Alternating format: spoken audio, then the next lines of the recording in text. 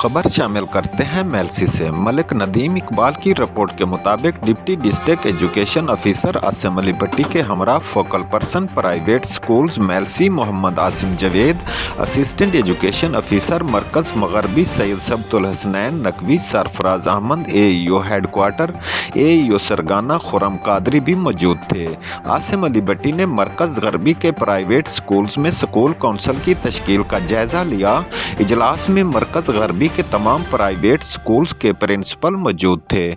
आसिम अली भट्टी ने कहा कि तमाम प्राइवेट स्कूल्स में स्कूल काउंसिल्स को मुकम्मल फ़ाल कर दिया गया है। तमाम स्कूल्स इस सिलसिला में महकमा तालीम से मुकम्मल तावन करें।